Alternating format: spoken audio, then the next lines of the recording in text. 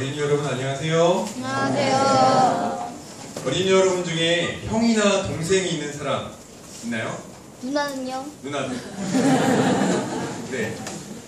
혼자가 아닌 친구들은 아마 형이나 동생들이 다 있을 텐데, 그 누나나 그 형이나 동생들이 다 있을 텐데, 오늘 선생님이 어느 부잣집에서 태어난 한 형제, 그 중에서도 형의 그 모습, 눈으로 그 이야기를 하나 들려주려고 해요.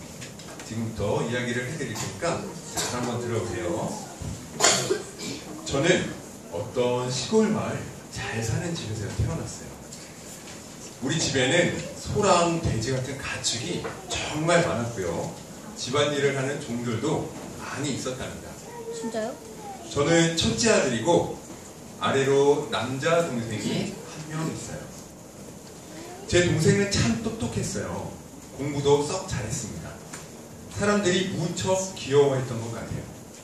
다 좋은데 이 녀석은 어릴 적부터 좀 잘난 체를 해서 얄미운 구석이 좀 있었어요. 우리가 다 자란 뒤에 하루는 동생 녀석이 큰 도시로 나가서 사업을 하겠다고 아버지께 돈을 달라고 하신 거예요. 저는 말렸어요. 말해봐야 아버지께 혼만 날 게 분명하니까요. 그리고 큰 도시에 가서 사업을 하는 게 그렇게 만만한 일이 아니거든요. 그 녀석은 모르는 것 같았어요.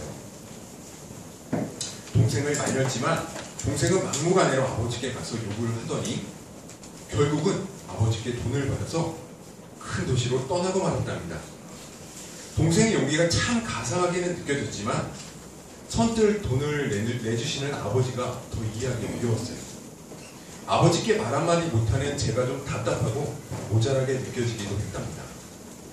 도시로 나가는 동생이 한편 부러웠지만 그래도 동생이 잘 되기를 마음속으로 빌어주었어요.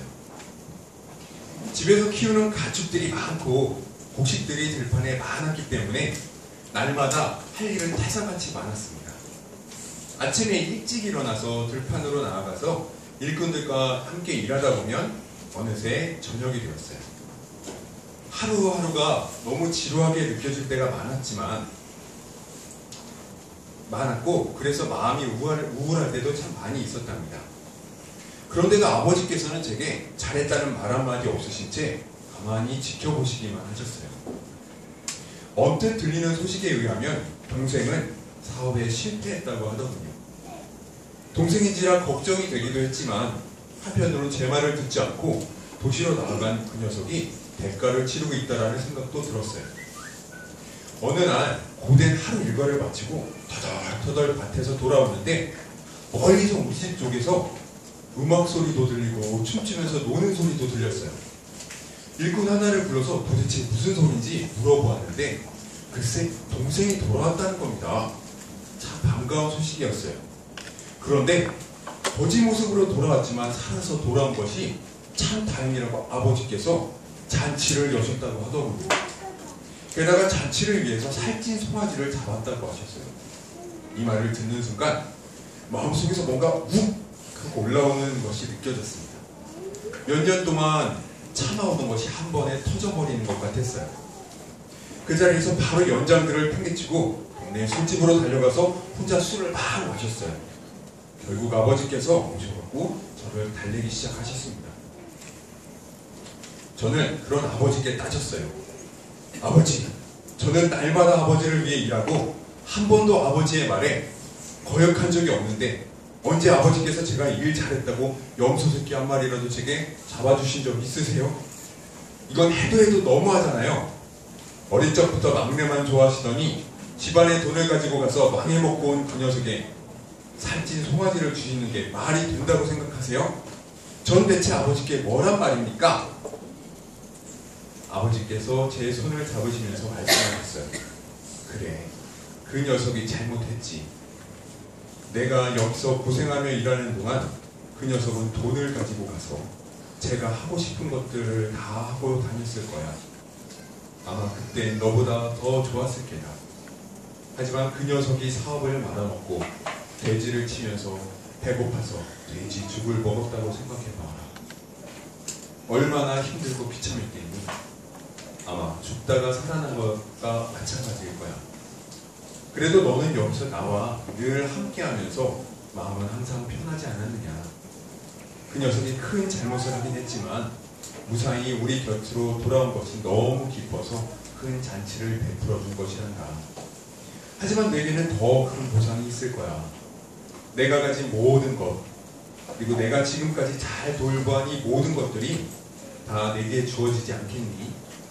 그러니 오늘은 우리 내 동생이 힘들었던 것을 함께 아파하면서 또 무사히 돌아온 것을 함께 기뻐해 주자꾸나. 듣고 보니 아버지의 말씀이 옳았습니다. 동생이 죽고 싶을 만큼 어려웠을 걸 생각하니 가슴이 아팠고 돌아온 동생이 또 너무 보고 싶어졌어요.